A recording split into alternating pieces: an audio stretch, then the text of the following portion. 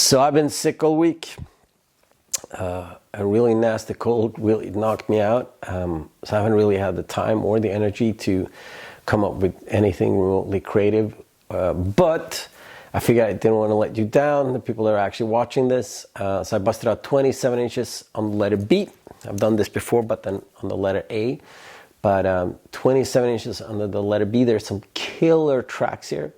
So stay tuned, and I'll add all these tracks on the playlist below, and then we'll just talk about music, and then hopefully next week I'll be in better shape and I'll be coming up with some more creative content. Also, if there's anything that you would like me to talk about or anything that you think would be a good topic for my YouTube series, leave a comment in the comments below.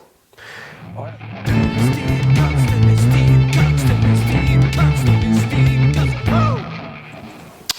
What better way to start today's show than with some Finnish raw punk. Bastards from Tampere, Finland. They started in 1981, broke up in 1983. In that short span of time, they managed to record 1 cassette, 2 full-length records in this fantastic EP, 10 songs on the 7-inch.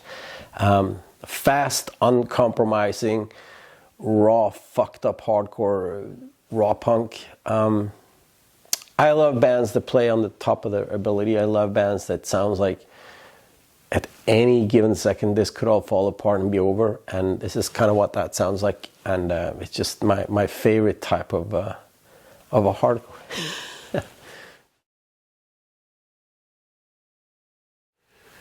So before the Beastie Boys became one of the biggest, the most influential hip-hop bands in the world, yes, I said it, but there's no denying a record like Pulse Boutique. They were a punk and hardcore band. This is their first EP, Palau August 2 EP from 1982.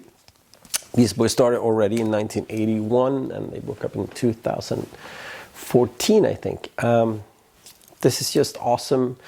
Fast-paced, like 8 songs, just great. It's a slightly different lineup than the famous Beastie Boys lineup, but MCA and Mike D is in the band, and it's just great. They were part of the early New York hardcore scene before they morphed into a hip-hop band.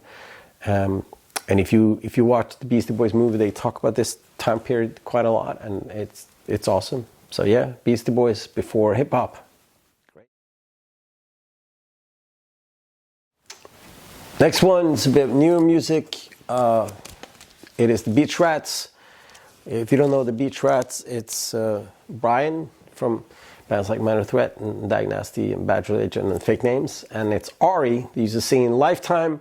And it's 2 of the guys from Bouncing Souls. And this is fast-paced, cool, hardcore. They just put out a record on Epitaph last year. They're pretty great. So check out, this is, I think, their first 7-inch, maybe their second 7-inch. Beach Rats from New Jersey. Next 7-inch is from 1986, and it's the Brain Eaters out of New York City. Brain Eaters was part of that whole death rock scene that I made an episode about not too long ago. They put up this 1 7-inch, and then there's like a cassette, and I saw that Cleopatra Records just did like a full discography LP that came out last year that I need to check out. It's not, I mean, it's not gothic, and it's not like that mid-tempo stuff, but this sounds kind of like the Misfits. No Glenn Danzig on vocals though, but it's still pretty cool. And the guitar player, the Brain Eaters, was also for a while the guitar player of Sam Hain, so there's definitely a connection there. But when we started playing shows with Refused, I mean, even before that, there's a town a couple of hours up north called Luleå, and we played with a bunch of bands from there. And one of the bands we played quite a lot with was a band called Skimback or Superdong. Quite obscure, they only released some tapes. But when they broke up, they morphed into 2 bands, one of them being Fireside. Just put out a new record. Congrats, guys. And then the other band was this band, Breach. Breach were great. They started in 1993 and they put out a bunch of records. Refused did a whole lot of touring with Breach. They're one of those bands that started like kind of a metally hardcore band, and as they progressed, they just became more and more punishing and raw and harder. And I'd say the last couple of records that they put out are just, I mean, they are phenomenal. This 7-inch is from 1999, so it's at the tail end of their career. It's right before their last record, I think. And it's just great. It has that kind of noisy, really propulsive, heavy stuff that's going on. And they were just a great band. The bass player that played bass in Breach on this 7-inch Magnus, he was in Refused for quite a while. He never recorded anything with Refused, but he was in Refused for quite a while. And then when he left Refused, he joined Breach. And yeah, they're great. I used to have cats, and apparently they really love this 7-inch, so they I don't know, they chewed on it, which is a shame. It's a nice 7-inch. All right, let's try to change the pace a little bit. Here's the Beat, American Power Pop. Probably find them on the Paul Collins beat, because in Europe there was another The Beat from the UK. They were called the Beat UK when they released their records in the States. The Beat's great. They put out some killer records, a really solid power pop. Paul Collins used to be in a band called The Nerves, and The Nerves, they only put out one 7-inch, but it's like the template for all power pop music. Paul Collins went on to start The Beats. Peter Case went on to start the great garage rock revivalist Plimsolls, and Jack Lee that wrote Hanging on the Telephone. He went on to do some spectacular solo work. Yeah, this is just great. Let's head back to New York and talk about some more hardcore, and probably one of the best hardcore bands of all time. Born Against, Eulogy. Born Against started in 1989 and they broke up in 1993. They put out 2 spectacular albums and a whole slew of 7-inches. I think this might be their second one. They were one of those bands that were just radical, controversial. Seemed like they could be kind of dicks to people. Case in point, when we toured our first European tour with 108, the tour manager for 108 was this guy called Steve Reddy, that since went on to start Equal Vision Records, and I still think that he does it. And this song is about him because he got into Krishna, and then Born Against was like, that's horrible, you can't be a Krishna. So they wrote this song Eulogy, and Steve was quite upset about that, and we told him that we liked Born Against, and he was not too happy about that. But they were great. They were a great band, and we definitely stole some ideas from Born Against, and we definitely stole some phrases here and there. And for reference, on the shapeofpunk.com record, the liner notes where it says "Refused are fucking dead," and it's just like it's like a weird lyric, and it's a song called "Born Against Are Fucking Dead," and we just changed it. We just said "Refused are fucking dead" instead, as a homage, because we loved Born Against. They were like mine and David's favorite band. Sam McPheeters put out a book like couple of years ago called Mutations. It's one of the funniest and best written rock biographies that I ever read. That's definitely worth a read. And Born Against is just like a fantastic band.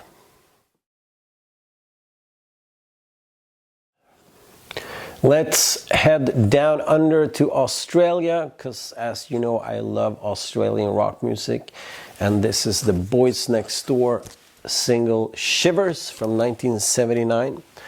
Boys Next Door started in 1978, and in 1979 they put out their one and only record, Door Door, and this 7-inch is off that record, and it's just a fantastic song. If you don't know the Boys Next Door, after this they moved to the UK and rebranded themselves as the Birthday Party, and when the Birthday Party broke up, it became, of course, Nick Cave and the Bad Seeds, and many other bands, of course. So this is Nick Cave's first band when he was a very, very young pup. My favorite guitar player, Roland S. Howard, wrote this song when he was 16 years old, and it's hauntingly beautiful, and it's still an amazing song. The album Door Door is fine, but this song is just phenomenal. So, all right, let's down to Malmö in Sweden for the next 7-inch. It's a band called Bedard For Trouble. This is their first 7-inch from 2011. I think they started maybe in 2010 because their first full-length record is from 2010. They put out 3 records and a couple of 7-inches, and they were great. I'm not sure that they're still around. If you know, leave your comments in the comments, but they're fantastic. I actually booked them a couple of shows up here in Umeå, and they play, it's kind of like just amped up rock and roll, but the songs are really short and the lyrics are quite awesome. Rock and roll, punk rock. Bedard For Trouble. Yeah, they're great. The next 7-inch is some damn fine Dutch hardcore from 1984. It's BGK, Balthasar Gerhard Kommando. It started in 1982 and broke up in 1988. They put out 2 full-length records and this excellent 7-inch. And there's a compilation on Alternative Tentacles with all their stuff on it. And it's just a fast-paced, really, really great hardcore. I think it's 8 songs on the 7-inch. They used to be in a punk band called the Nitwits. They're also great, but I guess it's one of those transitions where like we used to play punk and now we play hardcore, so we changed our name and just play way faster. But if you want to check out some great Dutch hardcore.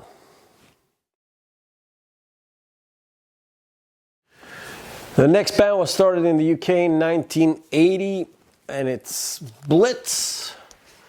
And here's the fantastic 7-inch Telecommunication.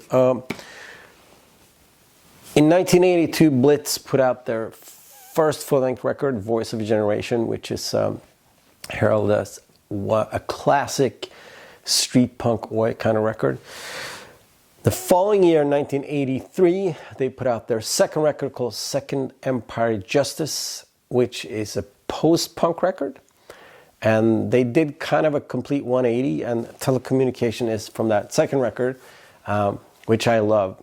At the time, however, people kind of hated it. Like the post-punk people thought it was way too punkish, and the punks and skins, they hated it because they just viewed it as a sellout.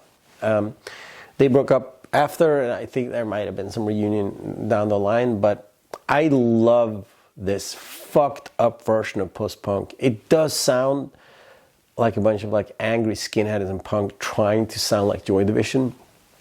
And I think I love their first record. I love All Out Attack. I love the early Blitz stuff. But the post-punk Blitz is just phenomenal.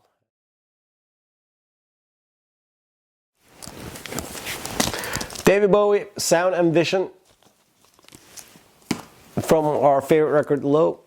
I don't need to talk that much about Bowie. I just wanted to include it because I love that cover. And I love David Bowie. And I think Low is possibly my favorite Bowie record. Maybe one of these days I should do one of those, like I'm gonna rate all David Bowie's record from start to finish. It's quite the task, but that would be interesting. But yeah, David Bowie, Sound and Vision.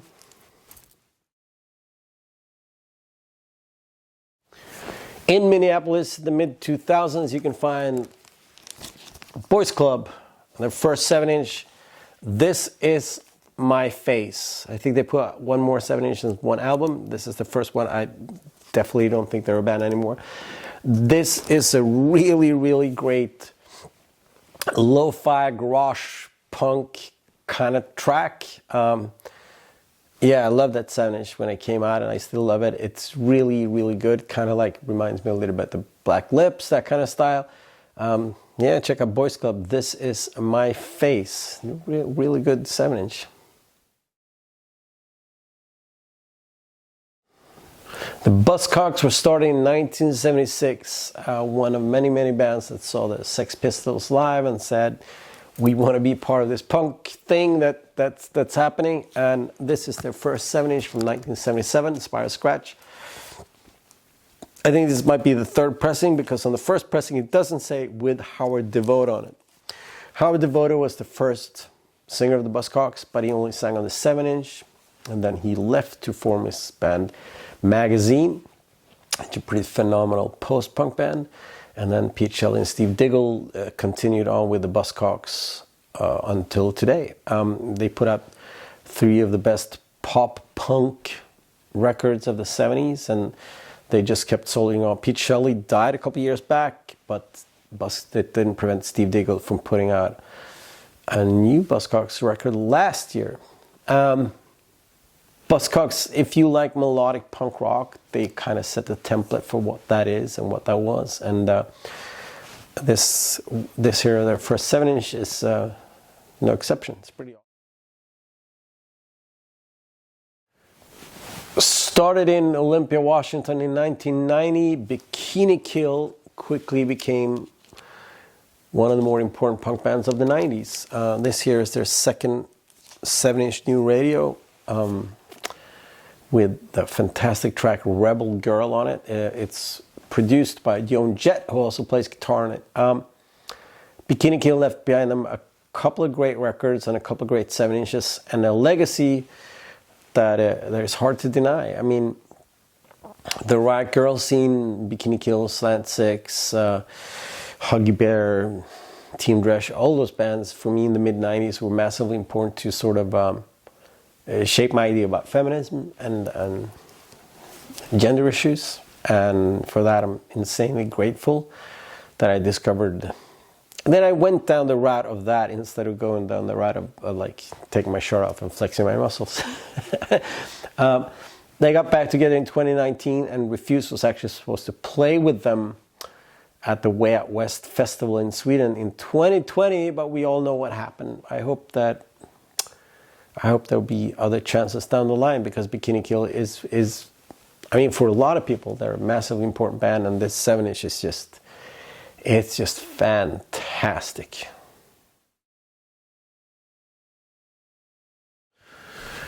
All right, this next one is a band from New York.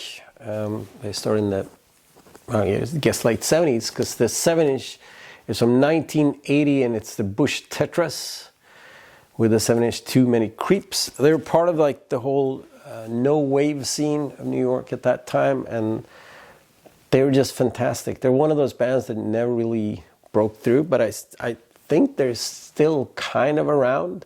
The music is a weird mix of like no wave, post-punk, and punk funk, and I love it. I think this 7-inch is fantastic, and definitely worth checking out.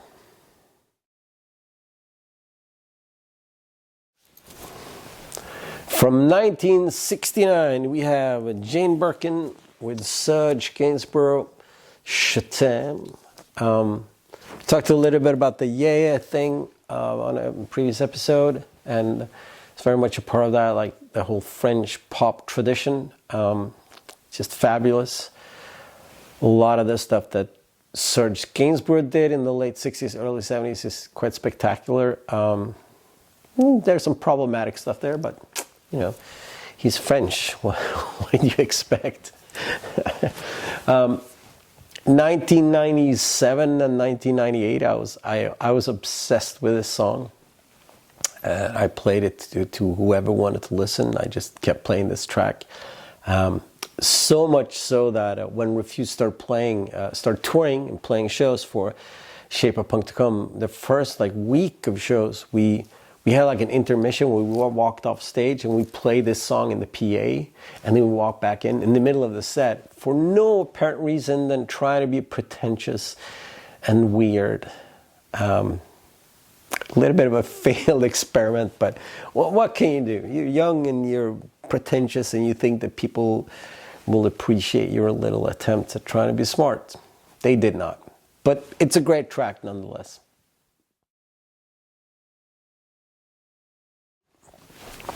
All right, we got 3 more 7-inches to go. Stick with me, it'll be worth it. Let's head down to New York again and some New York hardcore with Burn. Burn started in 1989, they broke up in 1992, and this fantastic 7-inch is from 1990. I think they got back together in 2001 to record a full-length album, and then they got back together in like 2016 and they put out another record. They're both pretty great.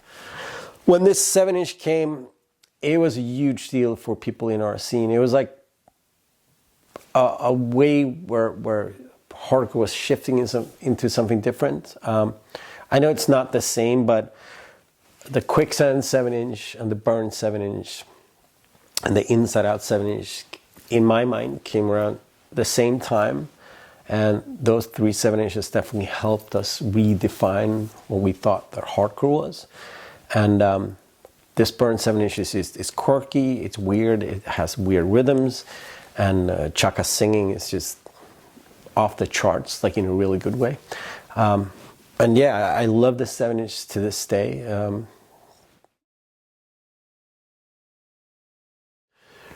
Let's finish up with 2 of the most influential and important punk and hardcore bands of all time, and let's start with Black Flag. Nervous Breakdown, the first Black Flag single. They started in 1976 under the name of Panic, and they broke up in 1986. 10 years. 10 years of relentless touring and relentless recording and practicing. This is the first 7-inch, not the first pressing, because if you have the first pressing of the first 7-inch, then you can sell that and you can buy a small house for that amount of cash. Black Flag is super fascinating. I love them from start to finish. A lot of people don't like their meandering sort of psyched out jams, but I think they're great all the way. And it is fascinating with a band that managed to have 4 different singers. Not a whole lot of band can pull off like just changing one singer, but Black Flag actually had 4 different singers, and they still remain to be like one of the biggest punk and hardcore bands of the 80s. First 7-inch, Keith Morris, that ended up in Circle Jerks after this, and of course Off, that we toured with Refused, is singing. This is fantastic. All 4 songs are killer tracks, and it is quite easy to understand why people gravitated towards this and why Black Flag became such an important band. And also the art by Raymond Pettibone and everything surrounding Black Flag is just marketing geniuses. You know, they're great. Black Flag, I love Black Flag. I got the barstitude. So what? So what? Are you going to make a deal out of that? I got the bars.